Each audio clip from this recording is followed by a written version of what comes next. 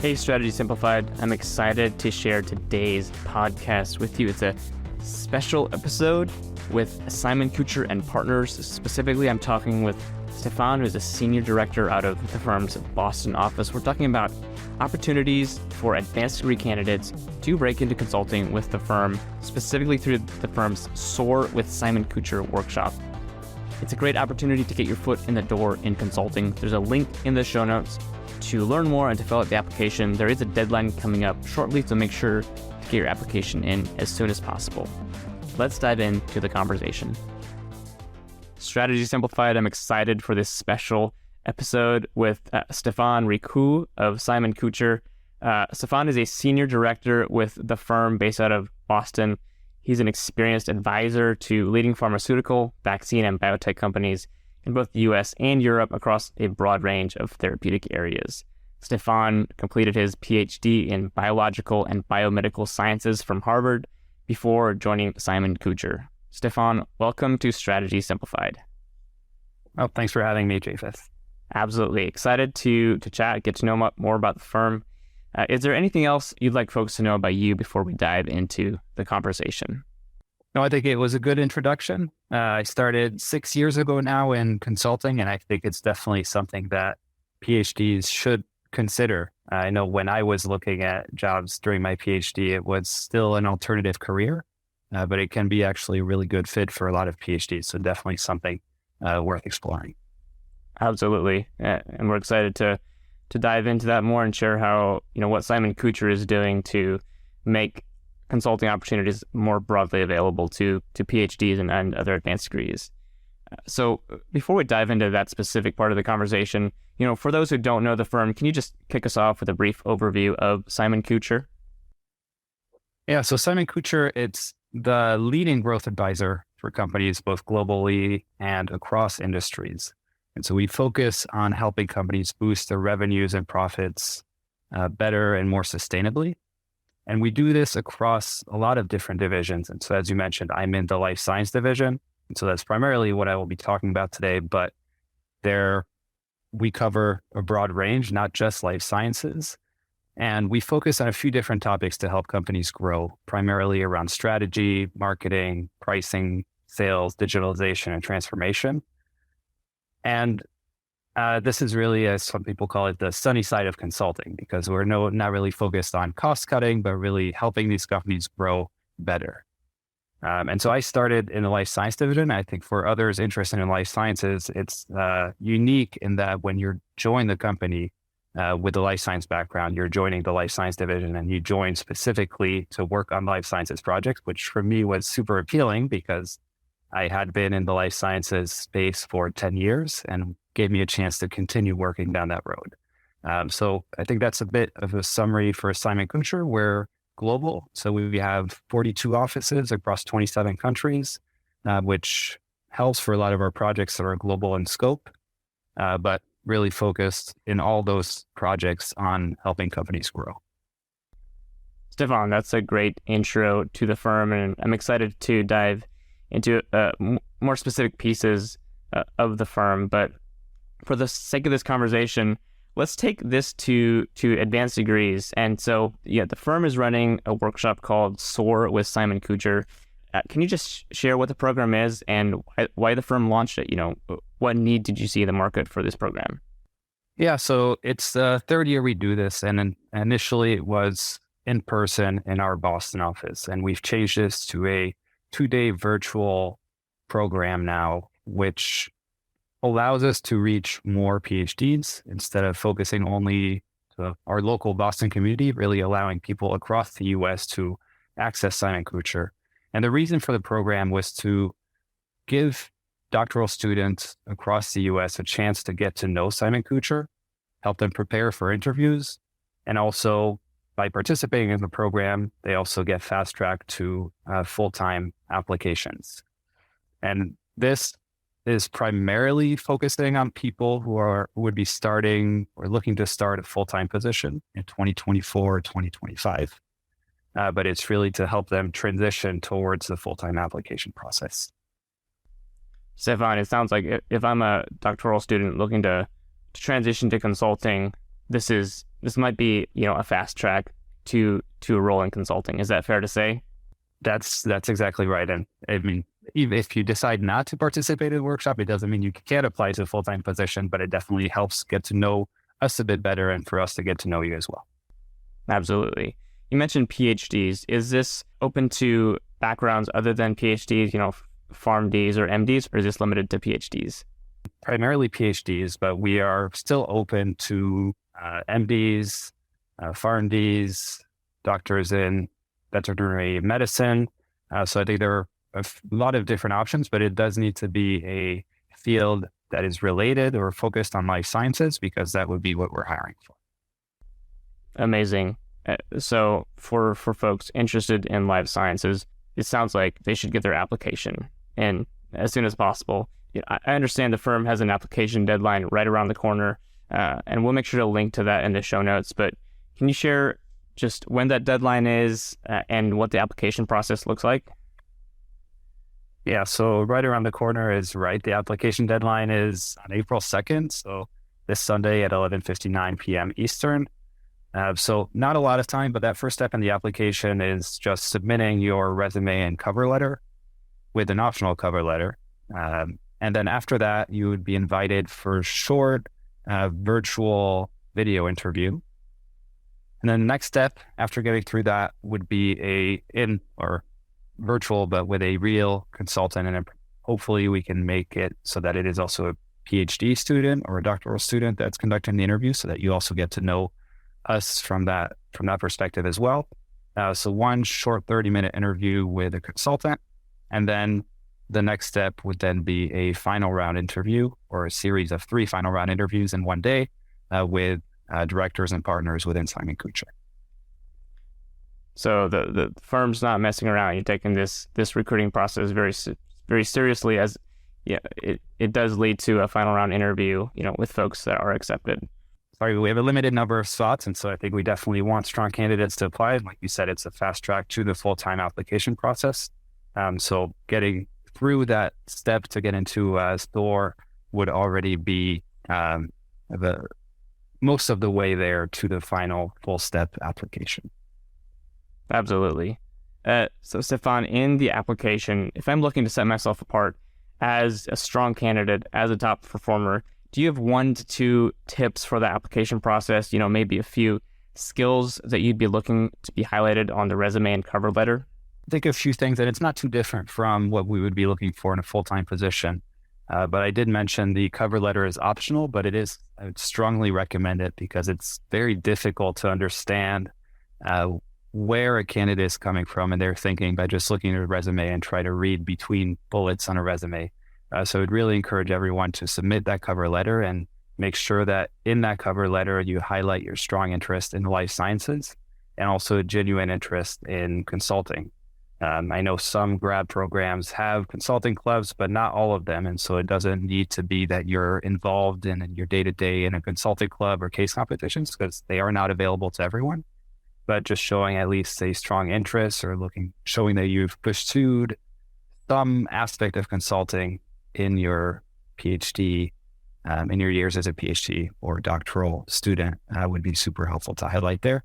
And then some of the other pieces would be looking for around communication and problem solving. So anything you can highlight around there would also probably help your case. What are some of those opportunities? What are the best ways for someone in academia to, gain that, consulting experience, or at least, be able to show that strong interest in consulting, maybe specifically for someone who doesn't have access to a consulting club on campus? Yeah, and I think it's a challenge, but it's become a lot easier. Now there are case competitions that are all virtual and are open to students around the US, even around the world for some of them.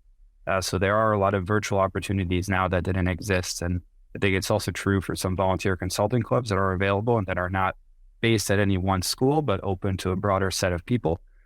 But if that's not an option, then there is still, I think, education you can do yourself, just in terms of reading about various consulting topics, or trying to reach out to people within consulting companies to show that you're really dedicated and trying to learn more about this space.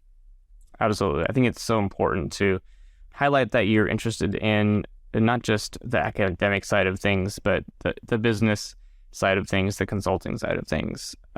And I'll just give a shameless plug there for folks who maybe don't have access to a consulting club or at some of the other opportunities. Management Consultant has a 1-week virtual consulting project that we run a couple of times a year that's helpful to build those consulting skills and be able to show that, hey, I've done something in this world and I have interest in consulting. And so we'll make sure to link to that in the show notes. You've got the application. Moving forward to that interview process, with the ones with the human interviewers, do you have 1 to 2 tips to help for candidates to help them prepare for those interviews and to really, stand out as a rock star candidate? We'll be right back after this quick break. Have you ever heard a new digital trend and thought to yourself, okay, does this really matter? Asking the right questions helps you cut through the noise and get down to what matters most. I'm Jim Hertzfeld, host of the What If, So What podcast, where we discover what's possible with digital and figure out how to make it real by asking what if, so what, and most importantly, now what? Subscribe and listen, and together we can turn big ideas into tangible actions so you can get shit done. Yeah, absolutely. And these are things that I think are not specific to Simon-Kucher and are just apply for any interview that you go into. But first thing would be to learn or read about the company you are applying to. Oftentimes we get candidates who don't even know, what type of consulting we do, and just spend a bit of time going on the company's website.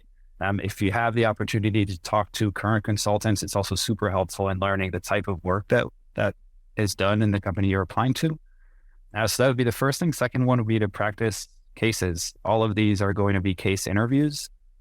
So really important that you are comfortable with that process. It's really unique to consulting and takes, some people get the hang of it very quickly. Others, it takes a bit longer. So definitely practice those before starting the process. And then the last piece would just be to ask thoughtful questions.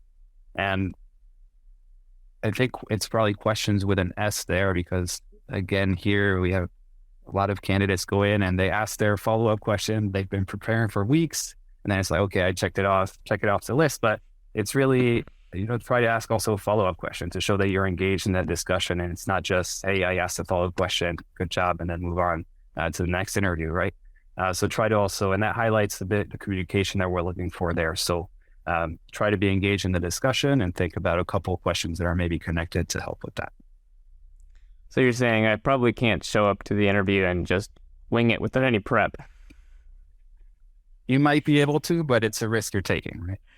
It is a risk, and it's not one we'd advise candidates take for sure. The case interview is a unique beast, and it requires a good bit of prep. We'll be right back after this quick message. Hey there, are you looking to break into consulting this year? In addition to continuing to listen to this podcast, there are a bunch of other ways you can engage with Management Consultant. Check out our website, themanagementconsultant.com. On there, one of the ways you'll find to engage with us is through Black Belt, our premium case prep program. In the program, you receive one-on-one mentorship and prep support from a former MBB consultant.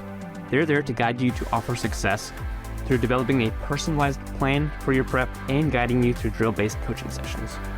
In addition, you'll receive expert resume and cover letter edits. Because let's be honest, case prep is only so good if you don't get the interview. 80% of Black Belts land offers, which is why it's the world's most effective consulting prep program. If you're ready to quit wasting time in your prep process, join today. The next cohort of Black Belt kicks off very soon with a group training session on the fundamentals of consulting recruiting, and spots are selling fast.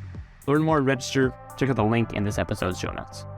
All right, let's get back to the show. I want to double click into something you mentioned there about, quote unquote networking, just talking with people at the firms. You're speaking our language. We tell candidates all the time when we're working with them, like, hey, the best way to get to know a firm is to speak with people there. You get a sense of the culture. What would you say is the best way for folks to go through that process, to get in touch with someone at the firm? Is it LinkedIn? Is it, website? How does that how would you recommend folks go about that? Yeah, probably three different things that you could do. One is maybe the old-fashioned, but at least pre-pandemic way would be to just show up at a career fair and talk to representatives that are there. So that is still exists. And I think a lot of career fairs are coming back. And especially if it's one that's focused on consulting, then you can get a lot of face time with existing consultants from a variety of different companies. And within one day, get a sense of how are they all different from one another. The other piece would be to leverage your LinkedIn network. And it doesn't have to be a direct contact that you have, but if you've gone to either your undergrad or grad school or some secondary connection that you have, just reached out on LinkedIn. And I think it's helpful if you have at least some connection and that it's not completely out of the blue, because then you may or may not get an answer depending on how busy the person is. But you still are, I think, through your schools have a lot of connections that you can leverage for this. And then the last piece, it's could be, depending on the size of the company, could work or maybe not, but to just reach out to the recruiting team directly from that company and say, hey, would there be an opportunity to just chat with somebody for 30 minutes? And they could also help set up an informal coffee chat or something. Okay, great. Well, I don't want to put you on the spot, but can folks reach out to you? Absolutely. But again, if there is more of a connection than an out of the blue request for a chat, but I'm happy to chat and share my experience as well if you reach out. Okay, I apologize in advance if you get 100 LinkedIn messages. Not a problem. All right, Stephane, we've talked a good bit about the Soar with Simon-Kucher Workshop for advanced degrees. What would you tell to a candidate who's on the fence about applying? They're not sure if this is for them or if this is the right time for them. Yeah, I would encourage them to apply. I think applying, it often feels like a very one-sided process, that you're completely at the mercy of your interviewer, but it's very much a two-sided discussion because it's also for you to understand whether you're connecting with the person that's interviewing you, because these are the people that you would be working with. So I think it's important to go through the interview process, not just so you get the job offer at the end of it, but also to feel comfortable going into this job and that you actually want to work with these people. So even if you're not sure, I think just going through the process can be super helpful to learn more about the company, learn more about the people. And maybe by the end of it, you'll know definitely you don't want this, then please, don't come to the workshop anyways, even if you have the offer. But hopefully after the process, you will be even more excited and want to participate in the workshop. It's a win-win, right? You get to figure out like, hey, are these people, ones that I would want to work with, is this something I'm interested in? And if not, you get to self-select and, avoid going through the process at another time and the wasted time and effort. Yeah. And even if you have, and you mentioned those follow-up questions, but if you're unsure about consulting or you have specific questions that are causing this uncertainty, then this is also the time to ask. And most of these interviews, there's time at the end for those questions. So definitely also, if there are things on your mind that causes uncertainty, definitely it's the right time to address those. Uh-huh. Do you have an example of like a great follow-up question that either you've asked or you've heard, you've had asked to you? I think a good follow-up question would be something that really highlights your interest in the company. So I think a very standard one is about, my favorite project or least favorite project, or something that shows both your interest in the work that we do, but also, the interviewers really like talking about themselves sometimes. Not all of them, but it's often, it's easier at least to just talk about something you're familiar with. So I think that's an easy question that really hits two birds with one stone, and also allows the applicant to hear about, again, the type of work that we do. So it's, again, a win-win question because everybody benefits from that question. And it really shows, I think, a positive light on the person asking the question. That's awesome. Thanks for answering all my out of left field question, Stephane. All right, well, folks, you heard it from the man himself. Go get your application in. There's a link in the show notes where you can learn more and apply. But we're not done with this conversation. Stephane, I'd love to zoom out just a little bit. You're a PhD, and you know the value that people with quote unquote non-traditional backgrounds bring to the consulting table. What are the advantages Simon-Kucher sees in diversifying its talent base beyond, the standard business or economics backgrounds to academia or medicine? Yeah, and I don't know that it's really diversifying for us. We were started by 3 PhDs back in 1985, and I think since then we've had consistent interest in hiring advanced degrees, especially in the life science division, because we know how much value they bring to our team. I think if we look at our US team in the life sciences, about 25% of our consultants have some advanced degree. So it's definitely something we look into because having that background, strong background in life sciences is super helpful in addressing many of the problems that our clients come to us about. I think it's good to understand the business, and we do also value people with a business background. And I think on all our teams, we try to have people with diverse backgrounds, some that are stronger in life sciences, some maybe in business, just to have different perspectives on a project. So that's definitely something we value from PhDs.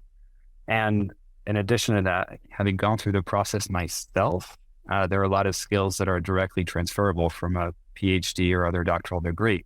One would be on communication, around synthesis of data, because you're just collecting so much information over the course of your PhD, and you just have to synthesize it, solving problems. That's essentially what you're doing over the multiple years in the lab or wherever you may be during your PhD. So I think a lot of transferable skills, and it's also something when PhDs start on our teams, we also expect them to ramp up a bit quicker than somebody coming directly from an undergrad degree. So works both ways, but it's also, like I mentioned at the beginning, a very good career option for many PhDs. I love that. There's so many opportunities, or even more opportunities than there were 10 years ago for advanced degrees to move into consulting. I love how Simon-Kucher is, this is old news. You've been doing this for 30, 40 years. So final question before we get to some fun, more personal questions. For any listeners who are looking to break into life sciences and consulting, or even a branch outside of life sciences, but they're not in an advanced degree program, they don't qualify for the Soar workshop. Is Simon-Kucher hiring now, for full-time roles that they can apply for? So at the moment, we're in between cycles for full-time applicants. But I would keep a close eye on the Simon-Kucher careers website, and that's where all new postings will be listed. And those will include both for undergrad and for advanced degree candidates. We have internships for both those career paths, and we also will have full-time positions that will be posted.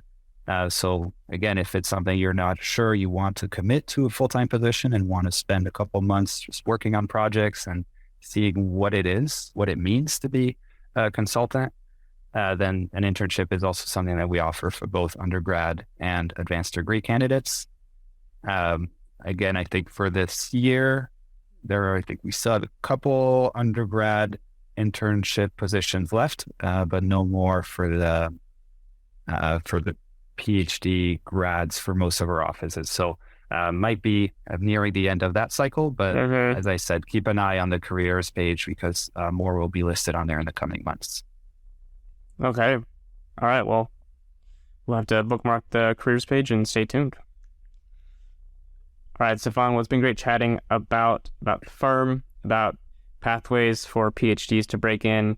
I'd love to get to know you a little bit more on a personal level here with a couple of quick questions.